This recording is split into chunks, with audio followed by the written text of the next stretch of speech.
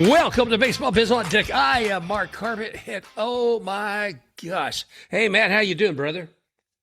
I'm full of wins, Mark. Full of wins up to my ears, and the rest is toilet paper. Oh, I am telling you, brother, I just flew in from the West Coast, and man, are my arms tired. It was a beast. It was an absolute beast. You know, it's been so great to watch the Rays out there on the West Coast. And coming back was really kind of tiresome after all that enjoyment.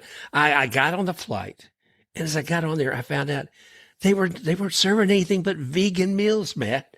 Vegan meals. And I look at it and I said, "Oh, look out here! Oh, I can have a veggie wrap wrapped in lettuce." I said, is this the Chipotle special?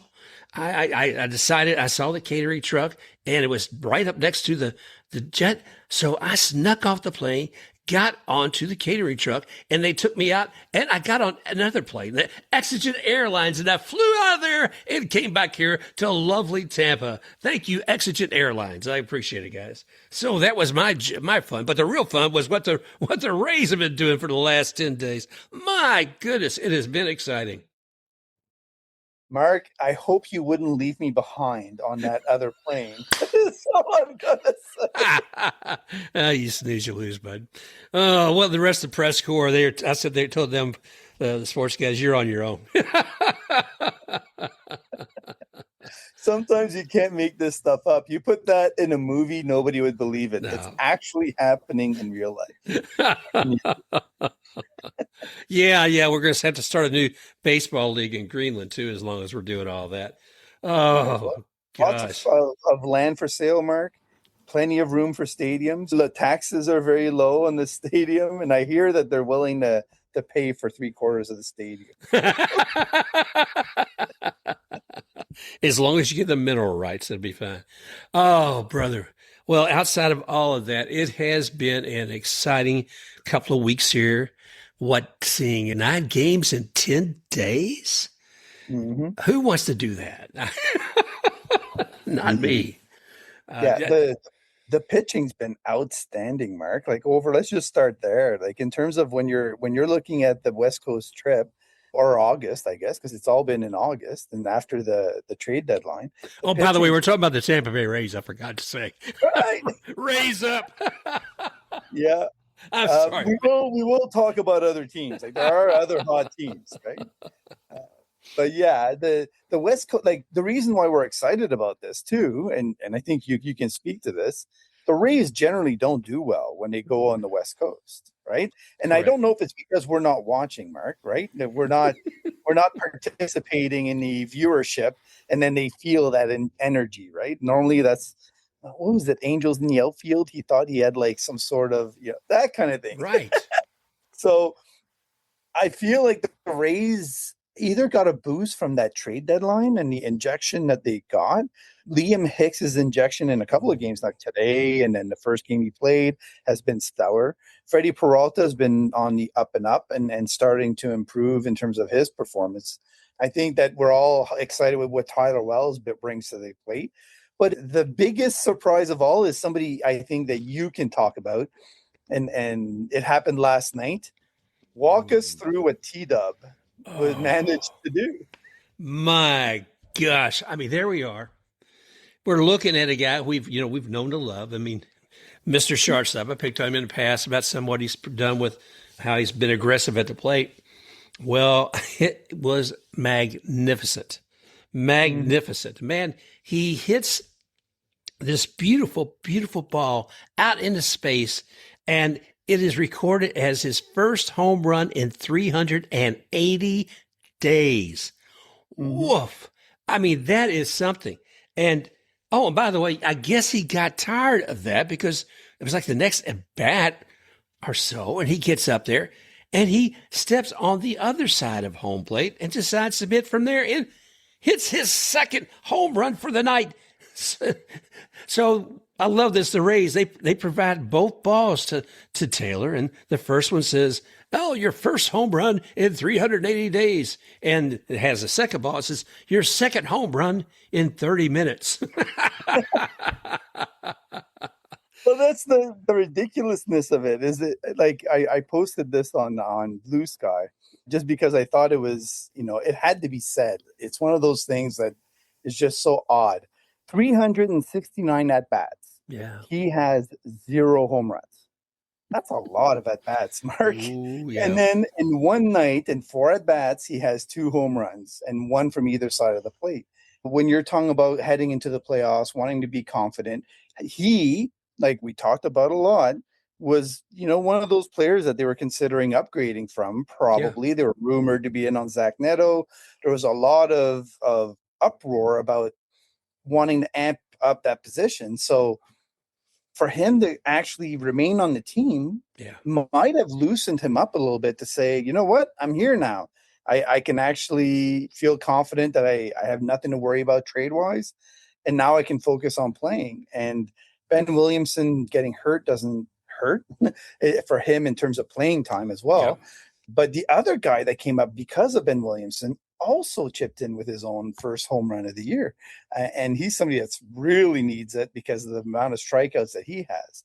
But I'm happy for Taylor. I think, we, like you said, we've talked a lot about the reasons why you might want to improve on what he provides. But if he can get the bat going, the Rays are so much more dangerous overall Oh, yeah. because anything he chips in is gravy. Well, it's fantastic to see him do that. And my gosh, the joy on his and the other Mhm. folks' faces. And it has been interesting, too, to see those 3 new guys come in on the team. I've got to tell you, Freddie Peralta had me a little nervous the other night. And I can't remember if, it's like 6th inning and it wasn't looking good. I guess it was probably not the A's. Was it the A's? Yep. Anyway, yeah. So it's not looking good. And I went to bed thinking, okay, I'm sorry. It's not going to happen tonight. That's just the way it's going to be. And like everything else during a night like that, I keep waking up, check the phone, check the phone, check the phone. It's like, holy jeez, my knees. What the heck happened? What is it? They put up like 10 runs in 1 inning? And it's like, well, I had heard the announcer say, this bullpen sucks. They absolutely, the A's, they may be a little bit nicer about it than that, but basically saying that the A's bullpen was just constricted and they hadn't been able to do much, and they certainly didn't that night. They let the Rays blow it wide open, and man, they did. So I was as happy as I am to see those 3 guys come on. I was a little concerned about Freddie. And then the other night when he pitched again, I was also a little concerned because I saw him in the dugout and he was just sitting there by himself. But I know pitchers have a way of preparing their mind sometimes, and they really don't want to be necessarily part of the group. But I didn't feel like anybody was ostracizing him, but I just saw him so singular, insulated, if you will. And I thought, man, this is a team that loves you. I watched interviews after the game, and he was saying the exact right things. Like he is very focused on changing what it is that he can change or tweaking the things that he can tweak. There's a lot of improvements that he had. Let's remember, like going to Colorado to pitch isn't easy for anyone. No. Going to Colorado pitching to a new catcher on a new team is still not, easy to do either. So you give him a pass on that one. On the next one, I saw a lot more sharpness to his pitches and a lot better usage of pitches in certain counts. I think that's the difference is the game plan, when to use certain things, which areas of the zone to attack hitters in is what he's working on and trying to build confidence in. And I think like they did with Brian Baker last year, they're going to try to add what they can at a speed that's manageable for him without overloading him, right? So what I expect maybe 2 more starts like what we just saw it with against the A's where he's, a little bit working back in and then a little bit more dominance in the 5th start. So I just think anything positive that he can build on as we head towards the playoffs is a really good thing for Freddie to have. And let's talk about Nick Martinez. Oh, Mr. CG, Mr. Complete Game. Yes, roll it out, brother. Yeah. Well, the pacing and the efficiency of his pitches and the conviction and this change in speeds between the fastball and the changeup is just ridiculous with Nick Martinez. The best one in the show right now in terms of the speed differences. And they had a chart that they put up during the game of what that looks like to the hitter and how far off they can be in their swings, just making them silly, look silly. And a lot of times what you end up with is awkward looking swings where they look like they're melting at the plate because they're trying to keep that bat going in the zone for so Oh yeah. long. And the miss hits that he gets and watching him pace around the eighth inning when he knew that he was going out again for the ninth, it was just awesome. You could see it that he wanted it. He wanted that complete game. And so it started a little rocky in the ninth, but he got it done. And I think the Rays are like the positive vibes that you get from all of the things they've overcome in that 9-game over 10 days stretch is just going to feed the machine as they head into the toughest part of their season when it comes to schedule. So I hope that's only going to add confidence at the right time. Victor Mesa Jr. looked great in a lot of games. A lot of the players on the field are looking like they're cheering each other on. They're all positive energy, heading in their same direction. The Rays also signed Jake Woodford, who I'm watching tonight play a pitch for Durham. There's a lot of positives you can bring to the Rays right now, but I don't know where you go from here, Mark. I don't know. Like, so when they go into a little bit of a slide, how are they going to ride that out? Who knows? But all I know is that there's a lot to dream about. And when we look at their home record, right? So when I go in the standings and I look at what the Rays have, which is 41-18 at home, that's a great win percentage. Oh yeah. So if they're able to lock in that home field advantage through the playoffs, they're going to be really hard to beat because of how strong they are at home. So it's not a small thing for them to be inching their way towards that. So I just want to make sure that fans are actually paying attention to that and recognizing how important that would be for the team. It has been exciting on this road trip, and I haven't really known what to think or say on some of this stuff. Let's see, take a quick look at the standings. Right now, we are with 74 wins, and I think you have to go. Obviously, we're leading ours. The National League, you will find the Dodgers are only 72 wins, and the Brewers are 74 wins. So we are just knocking it out because right now that gives us a 617 winning percentage, brother. That is just completely freaking insane.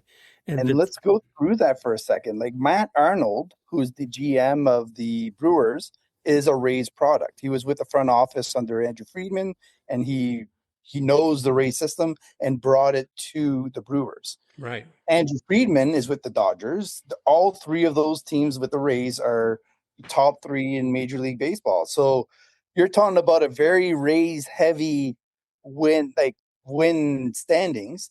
And then Alex Anthopoulos' Braves are next.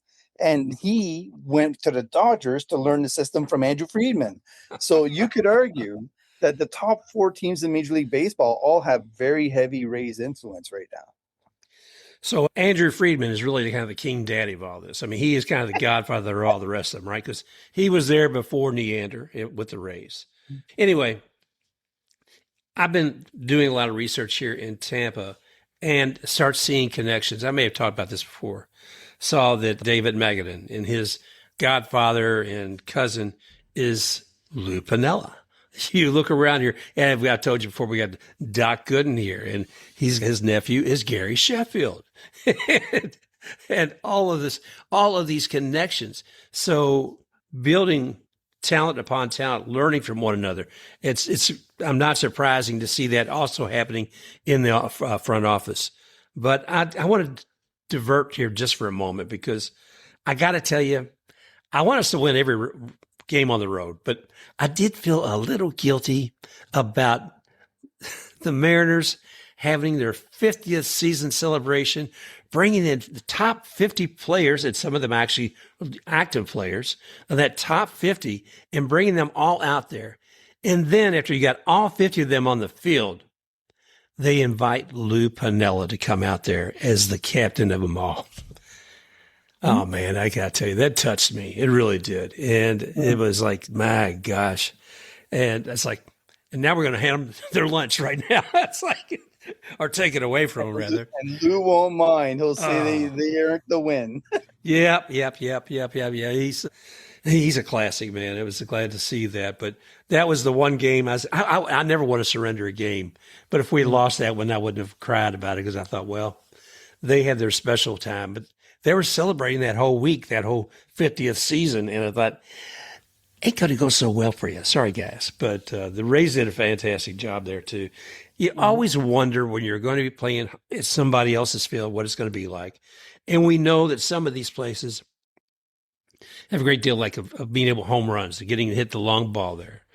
And it has to hurt them. But you would say, would it measure out, Matt? Because you're thinking the local team should be able to hit more home runs there, but so will your competitor. Yeah, I think it evens out when you're looking at a competition in terms of a sample size of a 3-game series, let's say, or a 4-game series. Both teams are playing under the same conditions. The problem is that a lot of times the roster build reflects the stadium.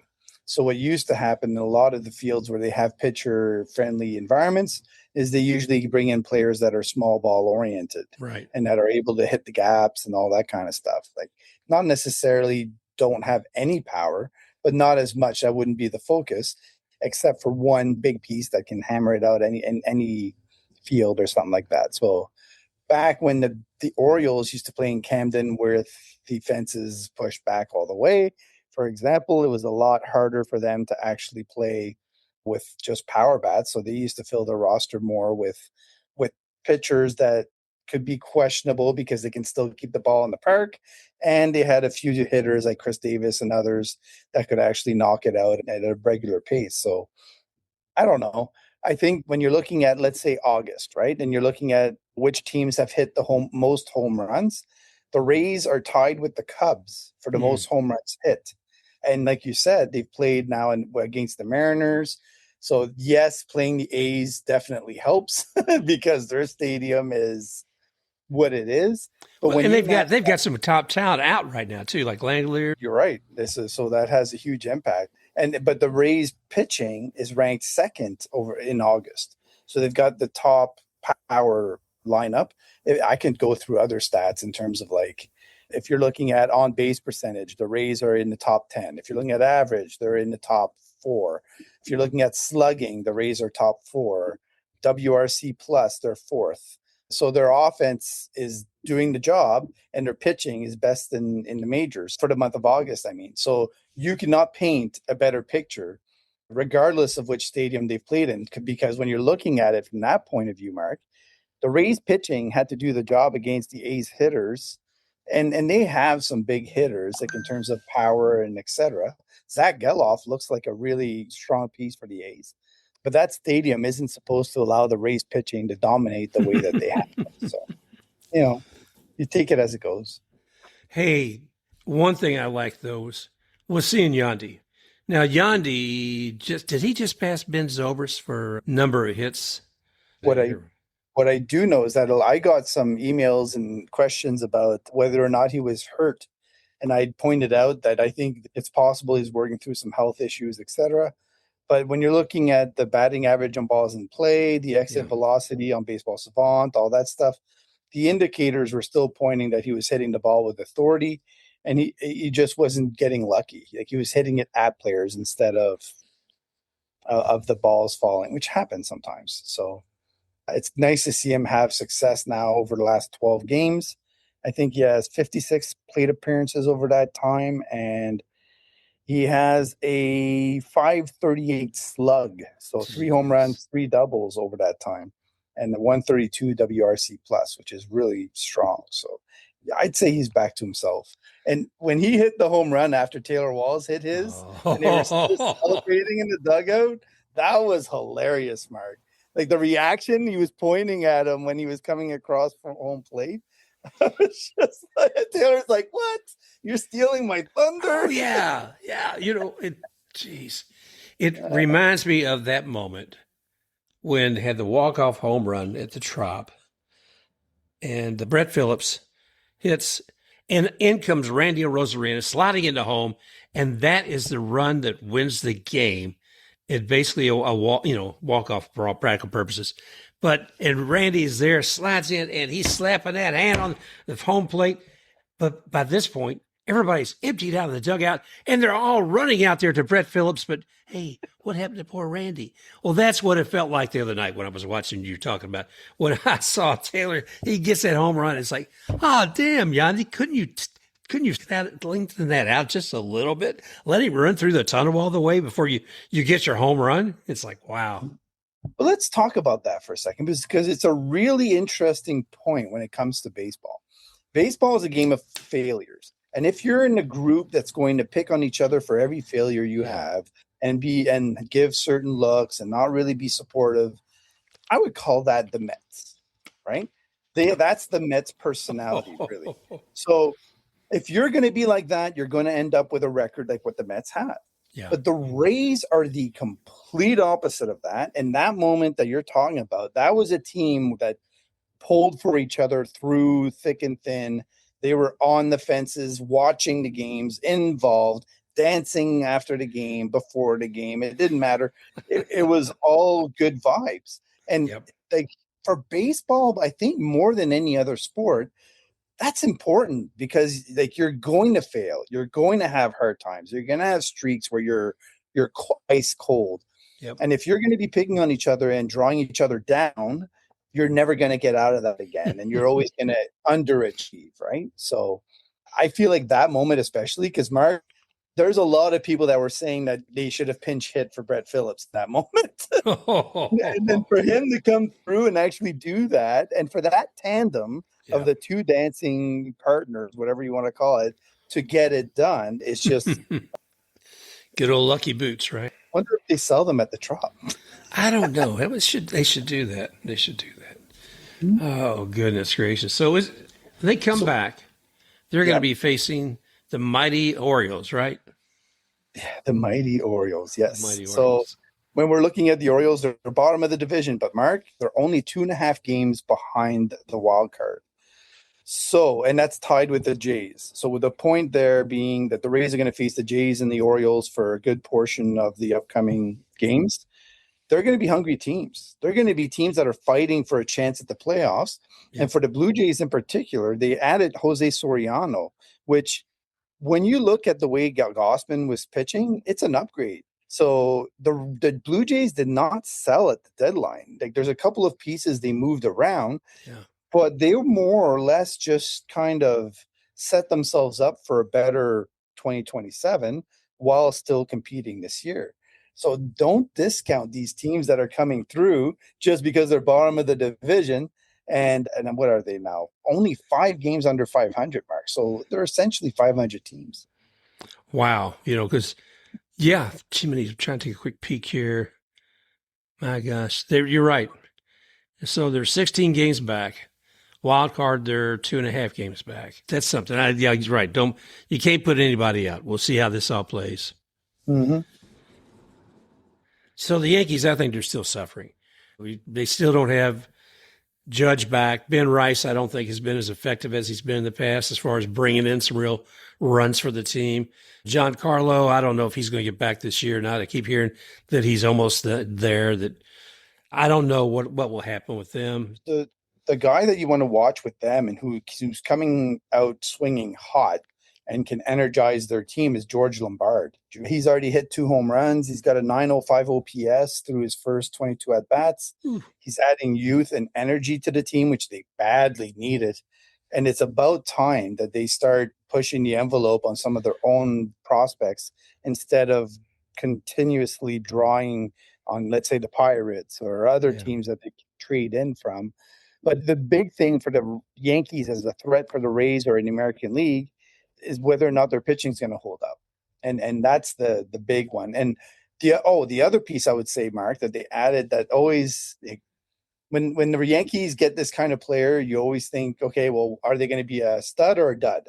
I remember when I said last week that I think Helio Ramos was going to be the guy that struggled. Well, he's got 2 hits for 23 at bats now as he got to New York. So I think it's one of those things where the pressure of the lights and the change of environment can suddenly weigh on the player sometimes, and they expect to a lot of themselves, but maybe he comes out of it. Those pinstripes can get kind of tight sometimes. There's no doubt Mhm. about it. We'll see. I know looking at Caballero, he's still doing well with them, and Jazz Chisholm, I think, is doing well overall and all. But I will be interested to see how the other ones do. Anyway, what else you got Yeah. for me, bud? Well, don't forget Ryan Yarbrough is also on their team. Ooh. Yeah, he's got 127, or sorry, 1.27 whip and 3.68 ERA in 44 innings for them. So he's been plugging a lot of their pitching holes. They also have Ahmed Rosario, who was with the Rays for a while. But I think the Yankees are a team that I've said for a long time, I think need a leadership change in terms of the managing, but they're always going to be dangerous regardless of what happens. If they get into the playoffs, who knows? But the team that I don't think anybody wants to play is the Red Sox. Hmm. The Red Sox over the last, I don't know, 2 months have just completely changed their season around. And the momentum that they have going in towards the playoffs, it depends now and how Garrett Crochet comes back, what he looks like, whether or not the pitching they already had in place is able to hold up. But if they continue to be as strong as they are, they're going to be hard to stop because they've got the pen to shut you down in a playoff situation. And I would argue now the Rays can compete with that with Tyler Wells added. So it's going to be very interesting how the strategizing in the playoff situations is going to work out for whoever makes it. But Mark, we're at a point now where we already have 3 American League East teams set to make the playoffs, it looks like. Right. And then the Jays and the Orioles are trying to make it 4. You could end up with 4 AL East teams Oh, man. again in the playoffs, and I think it's happened already. But that's just ridiculous. Like it shows you that competition feeds competition, and the more that they keep amping up the playing levels in the AL East, the more that each team has to bring their performance up, and it just feeds the machine. Well, it has been absolutely amazing to watch the Red Sox. I mean, let's face it, 15 wins in a row. That was just completely insane. They've all kinds of records. I think like 80 years since they've had something like that. But I mean, they've had a few bumps since that, but they're moving in such a positive direction. And like you said, the bullpen, bullpens are going to either keep you or kill you.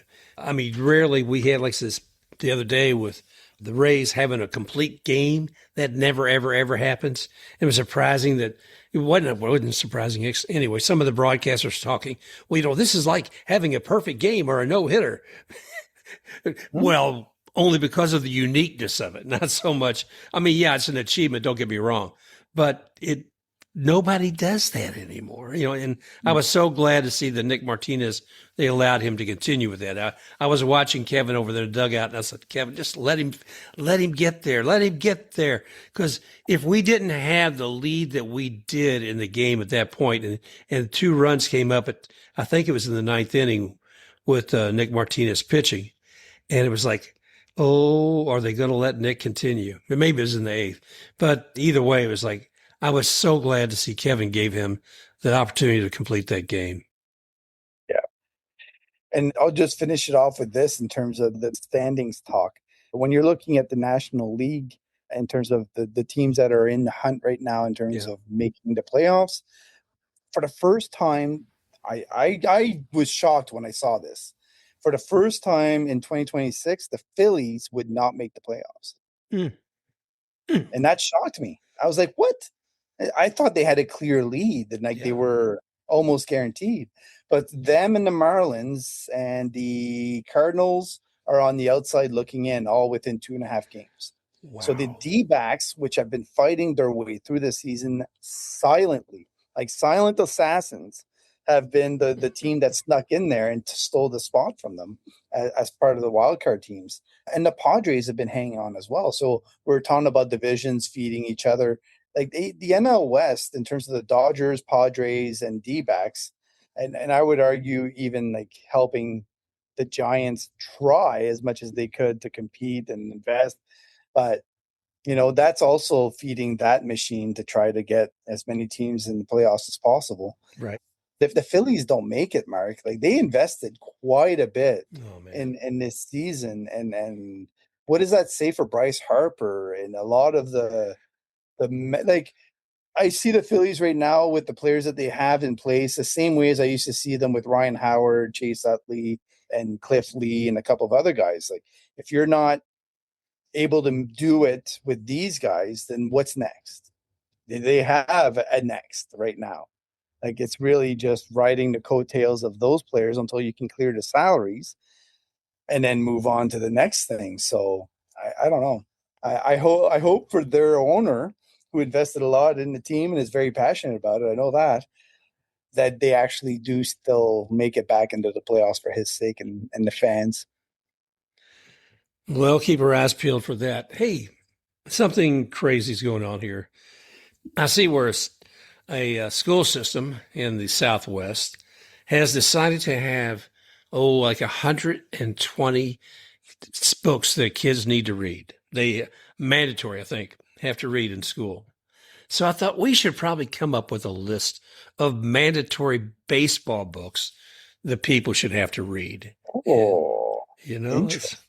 but I love the whole idea. They came up with this. I think, is the school year starting tomorrow? Yeah, well, while you're at it, here's 120 books or whatever that need to be in the curriculum across all the grades. But it would be interesting. I look right now, one of the people I try, well, there's a couple of them. Okay. I try to most days see what Craig Calcaterra has to say on a cup of coffee, and he's got a Mhm. good book out there. I look Mhm. at like Lou Schiff and what he has to say on baseball and law and his book, or books actually, I believe. And then I look to Brent Carty to kind of give me some insights what's going on with the Jays. That's always fun. And then when it looked to books, though, it gets a little difficult sometimes.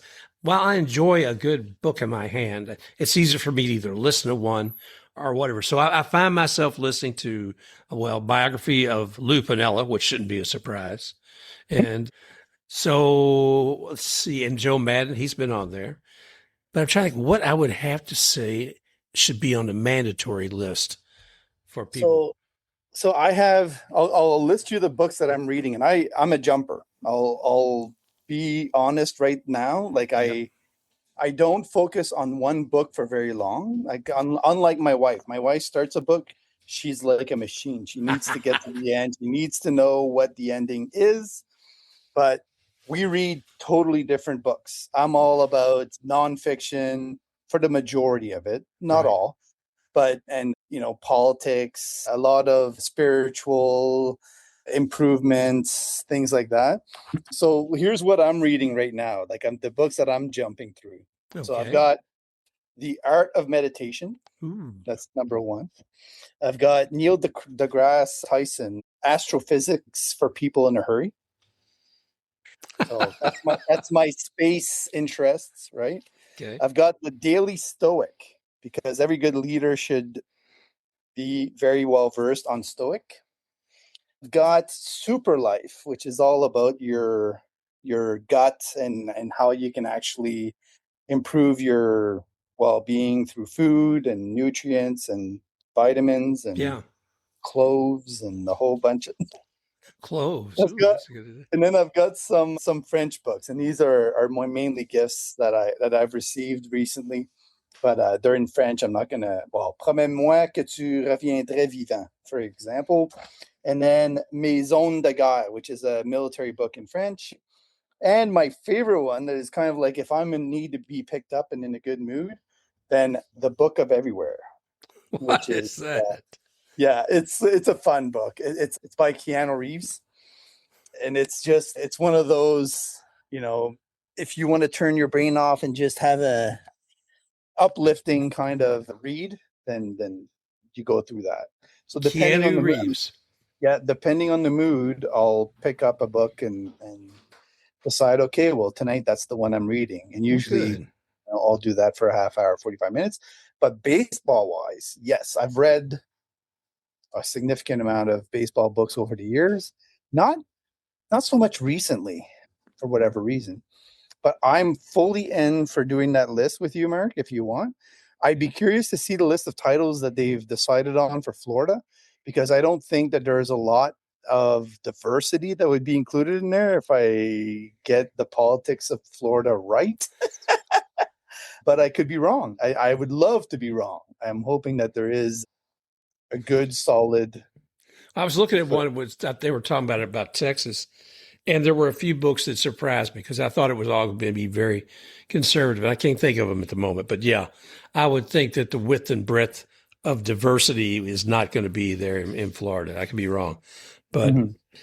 yeah, we'll have to pull some things together. Have to say, one other thing. We kind of go into this a little bit anyway. When it comes to what I read online, I've started reading in the last few weeks. Mary Mustard, I love her name already, and she covers the Women's Pro Baseball League. And what I like about her coverage is while she's excited about the game, she's excited about the teams, she's not afraid to stop and criticize too. It's poignant stuff. It's not like it's, oh my gosh, this is terrible and this is whatever. But she points out things, and I liked reading her for that. I actually sent her a message this morning trying to catch up with her and see if I can get her on the show. We'll see about that.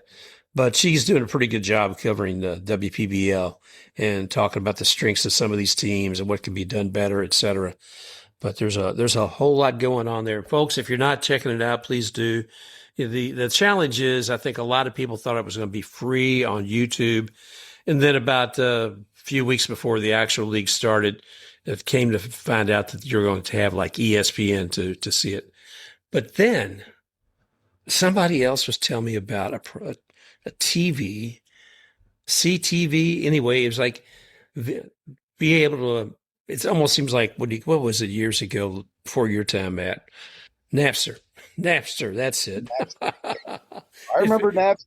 You're too young to remember Napster. No. I lived through the whole thing of they were the first file sharing program that came online and allowed people to share music. And was it U2 and Metallica that had a real hate on for Napster, and they thought they were going to kill the entire industry?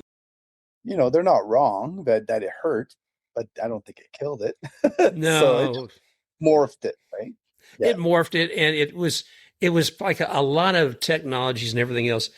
It needs to be a part of the evolution of it to the next level. Mhm. And the business model was not there ready to handle all this being done digitally. So Right. somebody was able to come in, sweep in, do some things maybe a bit questionable as far as copyrights and rights to music, et cetera. But it also forced the business to come up with a model that made sense afterwards. Yep. And I think that's just, I don't know where I was going with all this, except to say that with a lot of things, we're going to find where we like something, and it has to go through a birthing process, if you will, to become what you want it to be in the end. It's not going to be formative immediately. And sometimes it takes other people to actually hold it and handle it for a while before it changes. Oof. Boy, am I fooling myself. No, it's all good stuff. Gosh. No, man, I got to tell you, Matt, it has been absolutely enjoyable time. I know you've been out there enjoying the nature in the woods. I'm glad you got to see some of these games because it has been exciting. 10 days with the Rays, 9 games in 10 days. That's a struggle in and of itself, wherever you're at. And you put travel on top of it. It was funny. I'll leave you with one last thing on this. I guess it was from the Mariners to the A's. And I heard Neil Solon say, well, I got a day off. I thought, you might want to check your calendar. I don't think you do. But maybe wishful thinking. Who was it, though? Oh, just jumping from that for a second, too, is I was listening to a Yankees broadcast. And was it McKay? Is that his name? Yeah, he was going on, and he said, well, I was planning on coming. He said, you weren't here yesterday, were you? I said, no. I said, well, the Yankees played, but ESPN had the game. He said, I came here and brought my family. He says, one of the other guys showed up for work, not realizing that, the Yankees network wasn't actually doing the coverage that day. There was another network. And it's like, it's with all the schedules, it's as a fan, it's difficult. And that's one of the things jumping all over the place, but what I'm coming back to the Rays Stadium. I was looking at commentaries on Tampa Bay Times today about some of the talk. We're not going to get into it in Carlson, but one of the things was the guy said, well, if we're going to have a stadium here, I'm not going to put any money into it. I need to be able to find it on the airwaves. It needs to be something I can turn the TV on and see on local television, and it should be free. I said, okie dokie. I don't know what world you live in, but it sounds nice. Yeah. Let me go up here and fix the rabbit antennas on the TV. I'll be right with you. So there's a lot of thoughts that I have on that, but I've been watching a lot of the Ukraine war. God bless you. How close are we to people just getting their own drones to fly at a certain distance over a stadium and watching the game through the drone? Hell yes. Hell you know, yes. Much better angle than you can get from any TV station. And it's Napster all over the place, man. That's it. See, that's it. It's the independent individual coming up with something unique, and they sell it for from $100 a game to dive bars all across the U.S. They can get them to find formation, do the entire ring around the stadium, and then you have every angle coming down onto the stadium. You pick which one, and you just have some, college kid coordinating which camera is on when, and you're good to go. But the point is, like, I think the fandom is changing. The whole stadium payment thing is ridiculous. I still feel like it should be 50-50 or a payback system that also gives the people back their money. But the Rays, I mean, I don't think they're going to go anywhere. The only place, like we've mentioned before, I can see them transferring to is Orlando, unless, the Rays ownership ends up being cash needy, in which case it can change ownership again. Did you hear the Lakers selling price? No. $14.5 billion for a basketball team, Mark. For a basketball team. That is just mind-blowing. That is. Like, I think if you consider the Yankees, are they worth $14 billion? I don't know. Like, I don't even know.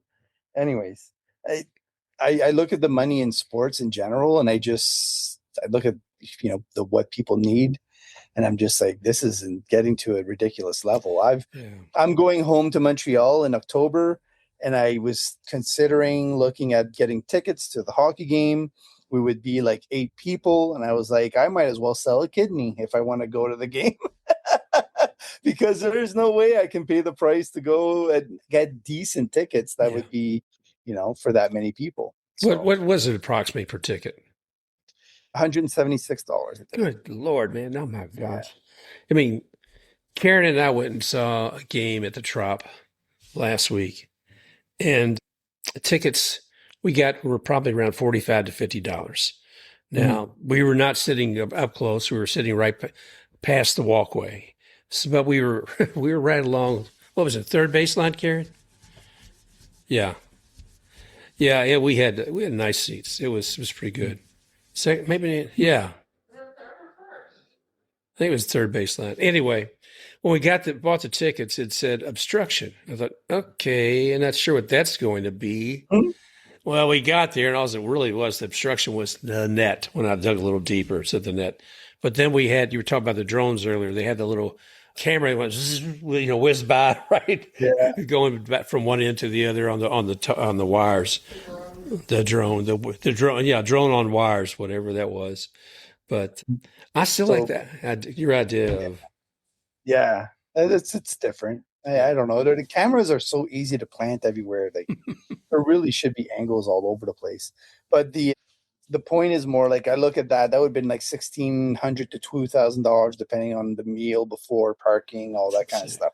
So if you pay $40 a steak, Mark, and you go to the butcher, you say, cut me some $40 steaks for 8 people. And you say, okay, I'll buy that television and I'll buy that stereo system to go with it. And I'll buy a very comfortable chair. You're probably getting to that same price point, and you get to keep the chair, the television, the stereo system, and you've had a great meal, right? So I definitely think we're leaning more towards that than to go and watch a game with the rest of the fans. That's a And my shame. dad lives very close to where they practice anyway, so we get to go and yell obscenities at them while they're practicing and tell them what they're doing wrong and what they should be doing Oh, right. I love it. I absolutely love it. Well, I'm glad you get that aspect of it. Yeah. Wow. No, sports has gotten to be insane. And it's the reason why there's so much pushback in part here in Tampa. The idea of billionaires getting money from taxpayers who aren't necessarily as enthusiastic about baseball as most of us are. It makes it difficult. So, but I understand it too. I do, because part of me is like, I really don't. You're not going to give me anything back, I don't know if I'm going to give it to you. So we'll see what happens. But yeah, I think I'd take that $2,000 and do the stakes in this TV too. Here's a question for you, Mark, and I'm just throwing this out there. I don't want to jinx anything. If the Rays win the World Series in the Trop as it has been rebuilt, right? It has a new roof, right? There's a new aura over this team now. If they win a World Series in that stadium with the new roof, how do you move to Tampa? Oh, geez. You've now christened, 1 year in that stadium with that roof, one World Series. Let's say they go and they win another one next year. Then you can't move. You have to cut up any deal that happens between now and then you have to stay, and you have to renovate the inside, and it becomes a whole debacle. No, I'm just teasing, but there will be a little bit more sadness, I feel like, if the Rays do win a World Series in there, and then very shortly after end up in a new stadium. It kind of feels weird, but hopefully for St. Petersburg fans that have stuck it out with the team in that location, they can pull it off and win their first one there before they move. It would be a nice goodbye to that stadium. Yeah. Wow, Matt. You come up with some of the craziest ideas. But I love them. It's good. It really is. Well, that's about all I got, brother. You got anything new and exciting that we need to share with folks? Shane McClanahan's on a rehab assignment, and the team is fully locked and loaded when it comes to talent. Like watching Durham and watching Montgomery and all the options they have and guys they could call up. The Rays are in such a strong place. It's I don't want to say it's ridiculous, but it's very encouraging to see what they have. And there's a lot of talents that are impressing me also in the lower minors. The promotions are coming out. I'm still waiting for Grady Emerson to get his first game. So we'll see if that happens. I'd like to see it, but as soon as it happens, Mark, I'll let you know. Well, I appreciate it. I will say on top of that, I was glad to see, and you brought it up earlier, Carson Williams come back up. That was good. All right, brother. Well, having all the fun we can this week. We'll have to come back next week and share some more. So thank you all for joining Matt and I today, and we look forward to talking to you again real soon.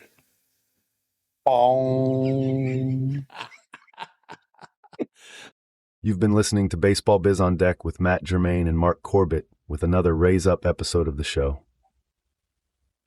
If you enjoyed this show, go ahead, like and subscribe to Baseball Biz on Deck. You may also find Baseball Biz on Deck on YouTube at iHeartApple, Spotify, Amazon Music, and at baseballbizondeck.com. Also, you can find Matt at matgermain.bskysocial. That's Matt at matgermain.b, Sky Social, or Mark at markscorbett@gmail.com, or on Blue Sky at baseballbizondeck.bskysocial and Baseball Biz on Deck with Facebook.